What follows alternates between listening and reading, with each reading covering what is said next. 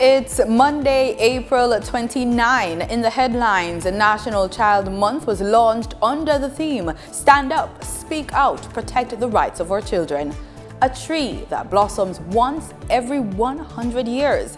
In business news, NCB announces additional public offering. Regionally, St. Lucia's Prime Minister calls for a unified approach to tackle Caribbean crime crisis. And in sports, Regional Cricket Conference a success. This is the news on PBC Jamaica. I'm Simone Absalom Gale.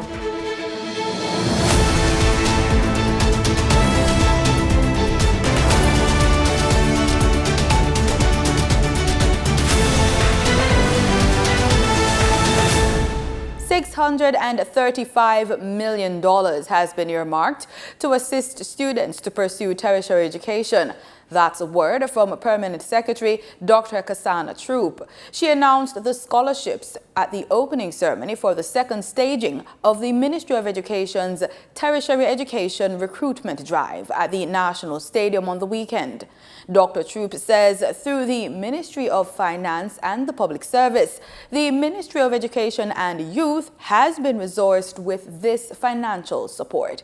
She says students may visit tsap.moey.gov.jm for details on how to apply for scholarships.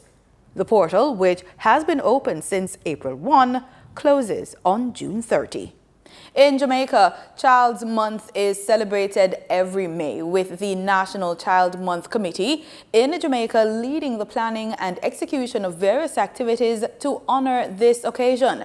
The 2024 session was officially inaugurated on Thursday, April 25 at the Lecture Hall of the Institute of Jamaica under the theme, Stand Up, Speak Out, Protect the Rights of Our Children.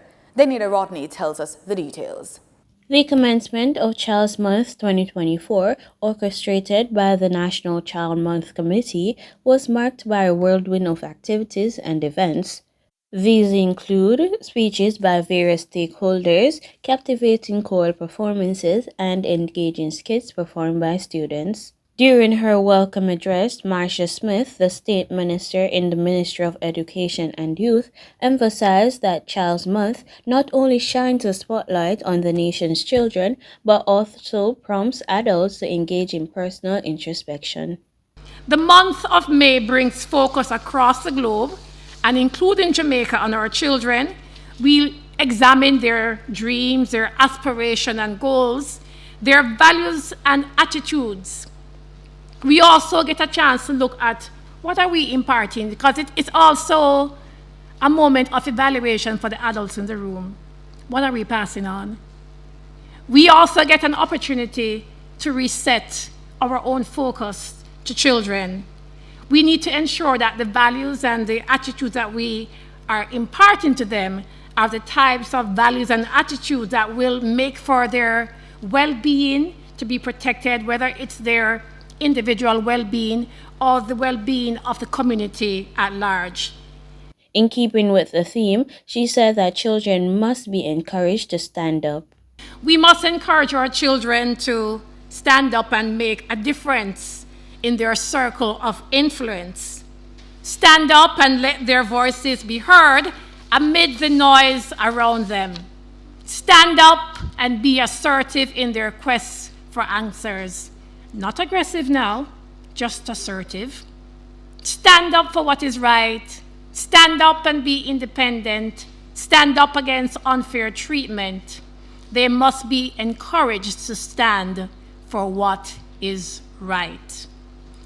It is also important to encourage them to speak out when they are in crisis, to speak out against threats of violence, to speak out when they are physically, verbally, and sexually abused, to speak out and to be advocates for each other, to speak with words that build community and not words that build strife.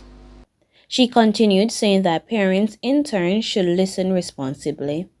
But an important part in that encouragement to stand up and to speak out, it's a responsibility on our part to listen. Listen when they express their hopes, their joys, their fears and their concern.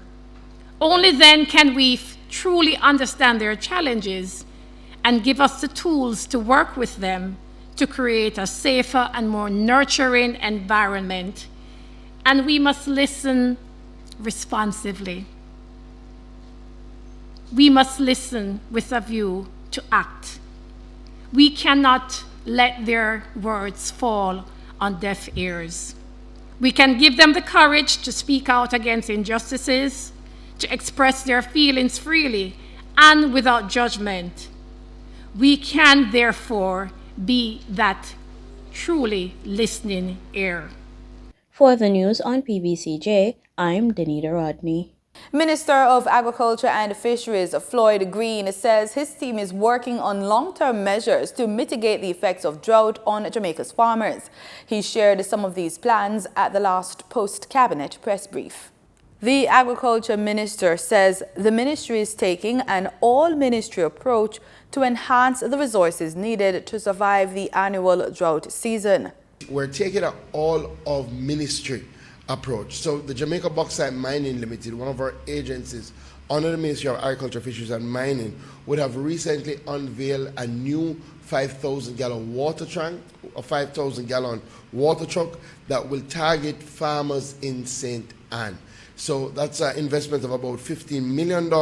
We're targeting about 4,000 farmers in St. Anne's Bay, Claremont, Monique, and those surrounding communities.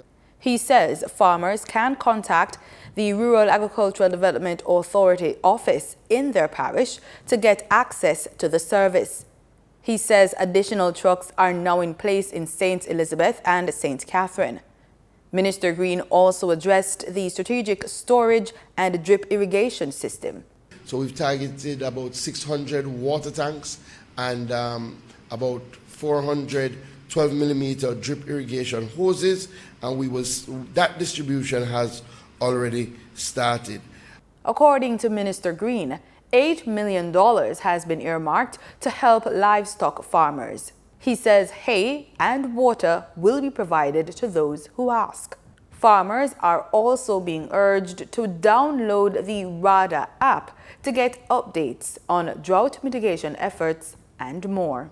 We do see some increases of certain types of pests during this time period, and it's important that our farmers are paying attention to that. It's also important that you're taking the drought management seriously, so soil mulching, looking at planting drought-tolerant crops, timely harvesting, implementing land husbandry treatments, contour ditches, planting cover crops, minimum soil tillage, all of that is important now. Though many people have read and heard about it, many have never lived to see it. It's the blooming century palm. The Nature Preservation Foundation website describes it as a self-destructing palm tree that flowers once every 100 years, then dies. Marlon Samuels has more on the magnificent century palms now in full bloom at the Hope Royal Botanical Gardens in Kingston, Jamaica.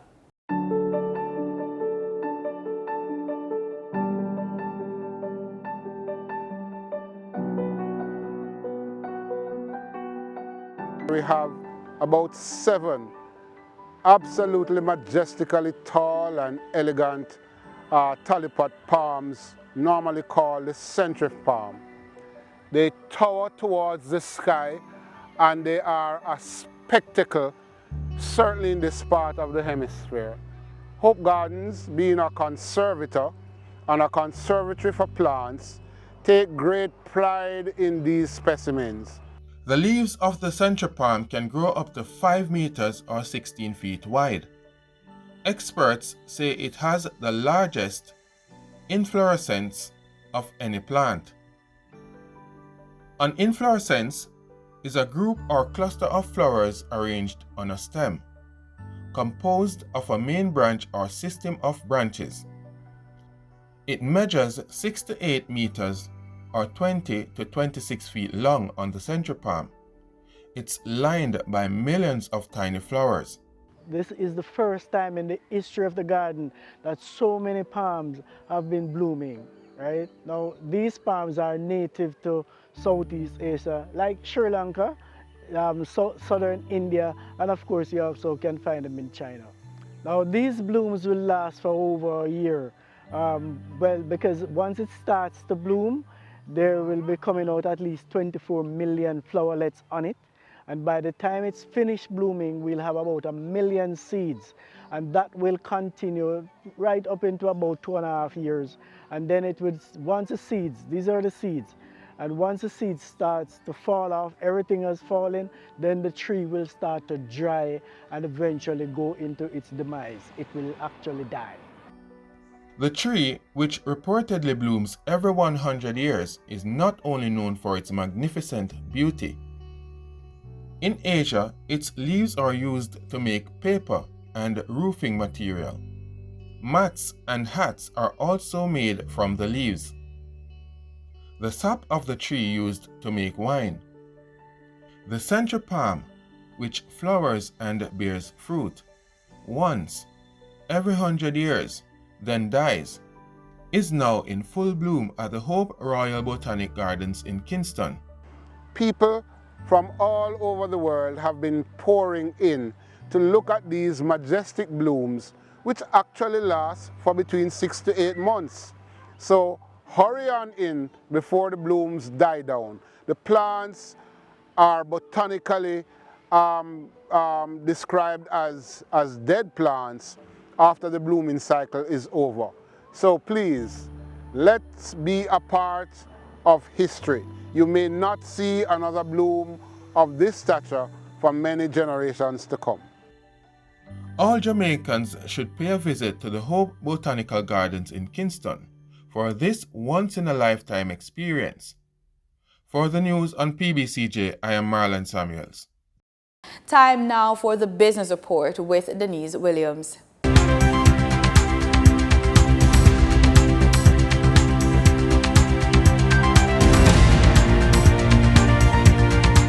Good day, everyone, and thank you for joining us on the Business Report.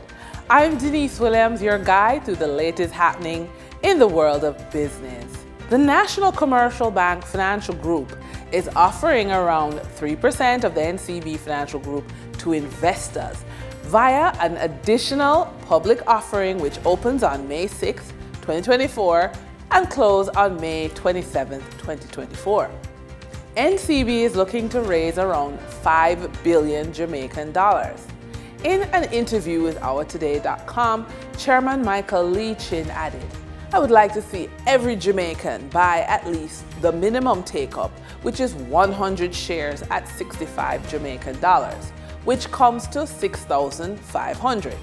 It doesn't matter if you're a vendor in Coronation Market or a maintenance worker. Buy NCB, not just because Jamaicans will create wealth, but because Jamaicans must join the investing process." Lee Chin continues, "Jamaicans must create wealth for their families. Wealth creation requires ownership. You can't create wealth by being a spectator. Owning NCB, according to Lee Chin, is the best way to own a piece of Jamaica." Several shifts have occurred in corporate Jamaica. Caribbean Dreams Foods, the manufacturing division of Jamaican Teas Limited, has named a new generation of young managers to champion strategic growth and succession planning. Jonathan Mafood, General Manager, Commercial, Charles Barrett, General Manager, Operations, and Kimon Meikle, Marketing Manager, have been actively engaged in honing their skills in the commercial and manufacturing arm of the company over the years. Next, Wigton Wind Farm has appointed a new Chief Executive Officer as the renewable energy company undergoes major organizational changes. Former Jamaica Public Service JPS Senior Executive Gary Barrow has been selected to fill the CEO position. In addition, Michelle Chin-Len has been appointed to fill the role of Deputy Chief Executive Officer, having served as Interim Managing Director for the past few weeks. The position of Head of Energy, which was held by Chin-Len, will be discarded. These changes was occasioned by the retirement of Earl Barrett, who retired as Managing Director of Wigton on March 31st this year. During trading on April 26, 2024, on the Jamaica Stock Exchange, the top 3 winners represented the real estate, entertainment, and food sectors. Stanley Motor Limited shares advanced 14.39% for a 77-cent price increase to close at $6.12, with 3,286 shares traded. KLE Group Limited shares advanced by 10.15% for a 20-cent upward push in price to close at $2.17, with 12 shares traded. Caribbean Flavors and Fragrances Limited shares advanced by 7.59% for a 12-cent price jump to close at $1.70, with 6 shares traded.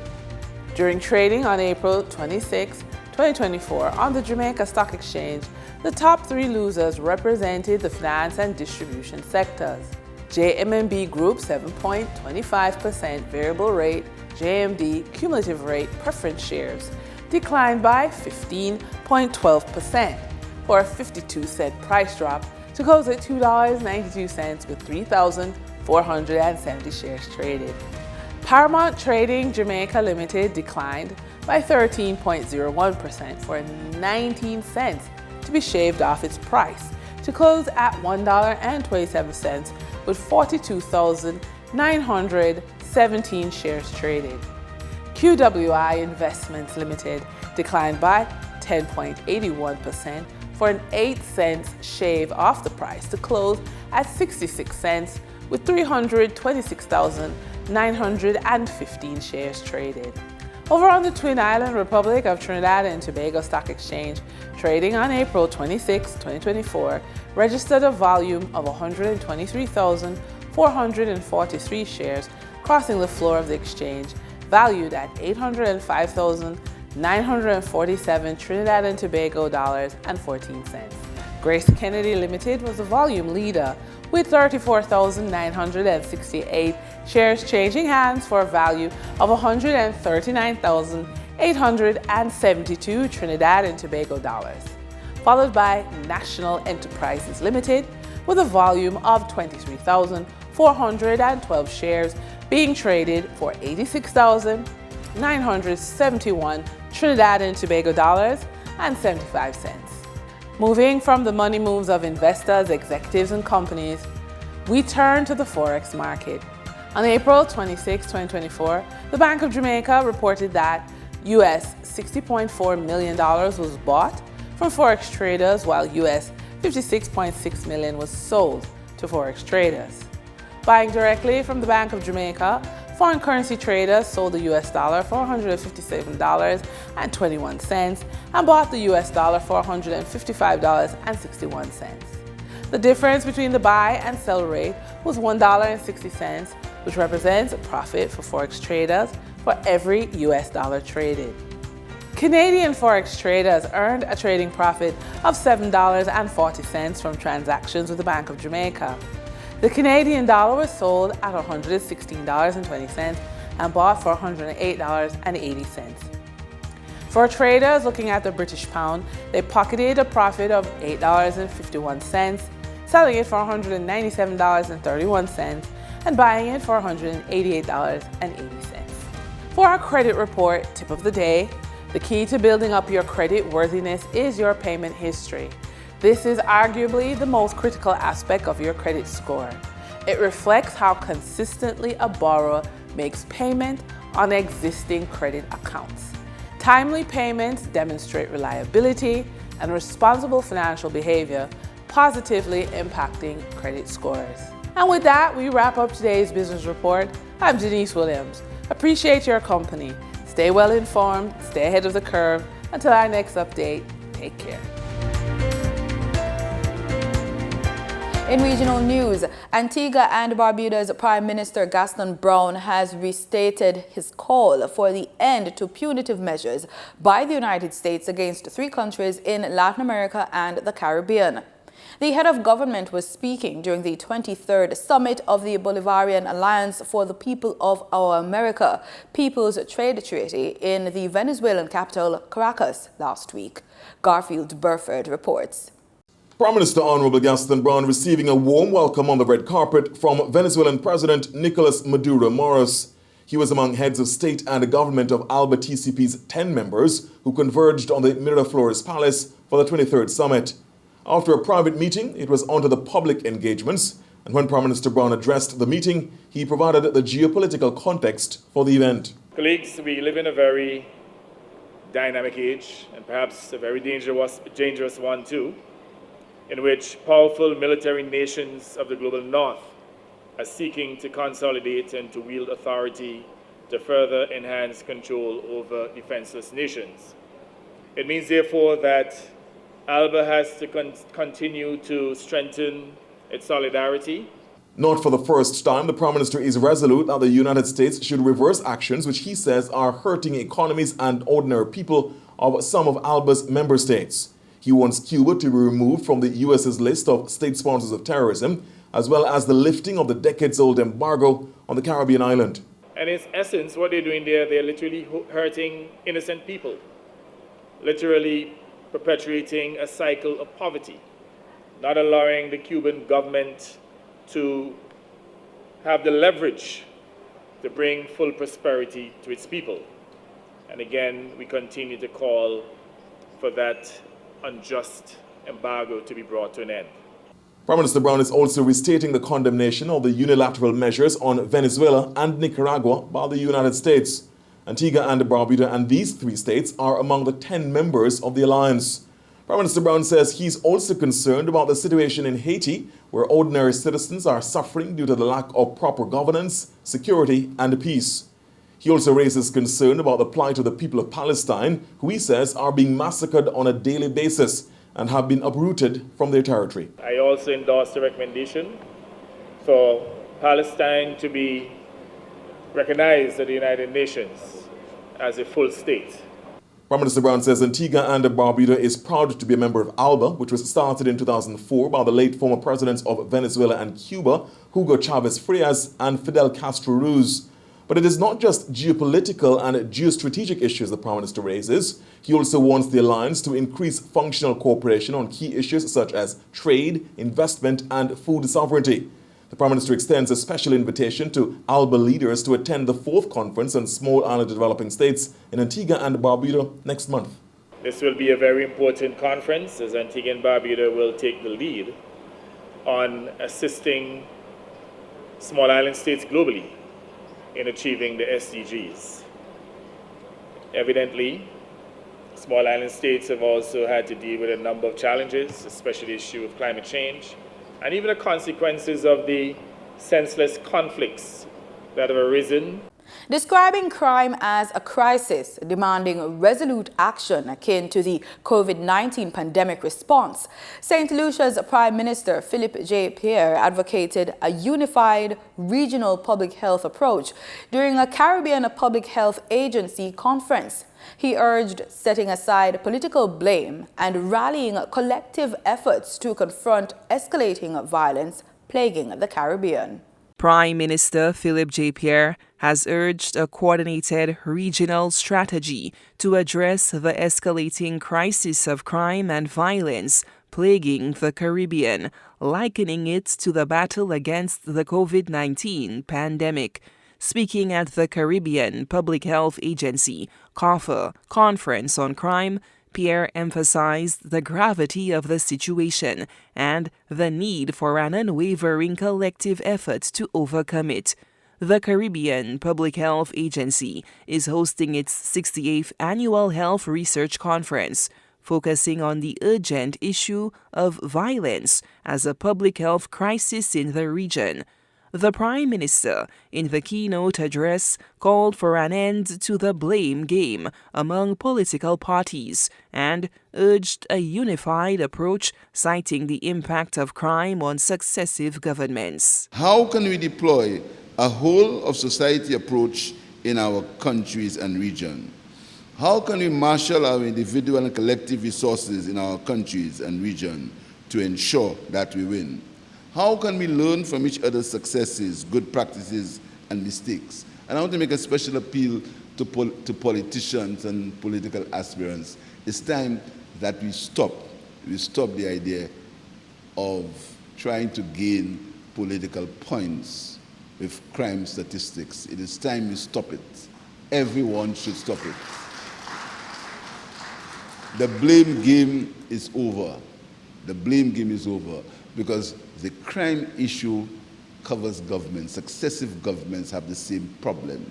We have to try to get a solution, and the blame game and calling for resignation of ministers, that will not help. We've passed that stage. Prime Minister Pierre advocated for a public health approach to tackling crime, involving early intervention, data-driven strategies, and a multidisciplinary effort spanning various sectors, including education, healthcare, and law enforcement. Also means that we must rethink the role of our schools, as well as the content of the school curricula. To reduce or prevent violent behavior among school-aged children, our schools will have to become more than mere providers of academic-based education. Emphasis must also be placed on equipping students with the requisite emotional intelligence, including self-awareness, self-control, and social problem-solving to thrive in a school or community that is at risk of gang violence. In sports, West Indies women defeated Pakistan women by 7 wickets in the second T20 International of the 5-match series at the National Stadium over the weekend. West Indies women are now leading the series 2-0. Trinidad and Tobago's Prime Minister Dr. Keith Rowley says the 2-day CARICOM Regional Cricket Conference was a success. Themed Reinvigorating West Indies Cricket, a symposium for strategic collaboration and innovation, the initiative was broadly welcomed. The 2-day conference was held to address the problems within West Indies cricket, and for Prime Minister Dr. Keith Rowley, the symposium served its purpose. This event is already a success, I will say, because what it really was meant to do was to give an opportunity to CARICOM Caribbean stakeholders in West Indies cricket to express themselves at a forum where those expressions can become part of something to follow up. The CARICOM chairperson on West Indies cricket says the symposium helped to understand the need to address problems within West Indies cricket. For the last few years at CARICOM, the heads of government were feeling this pressure of wanting to do something about this super delayed turnaround in West Indies cricket. And we've come to the conclusion that we need to confront the elephant in the room. And I think that is what this conference was meant to do. Bring all the stakeholders together so that their facets and their vantage points could be expressed to everybody else. Prime Minister Rowley adds it will take a collective to fix the problems. He believes the governing structure for West Indies cricket needs to be addressed to move forward. A lot of the conversation in the last 48 hours had to do with a governance structure which obviously does not appear to be the best for the delivery that we anticipate. We expect that the response to that in some quarters will be, well, change it elsewhere, but don't change it by me. Have someone else do it, but I won't be doing it. That is not going to get us anywhere. Meanwhile, a report from the conference inclusive of recommendations will be prepared and presented to CARICOM heads of state at their next meeting scheduled for June in Grenada. And borrowing a quote from Sir Winston Churchill, Prime Minister Dr. Keith Rowley had this to say about the future of the regional game. Let me just end this press conference on borrowing a bit from Winston Churchill, when he said, this is not the beginning of the end, but more the end of the beginning. We trust that as we go forward, we can impact on the situation by working collaboratively and disruptively as required. Kent Fuentes, TTT News. And that's the news on PBCJ. You can follow us on our social media platforms at PBCJamaica. Thank you so much for watching.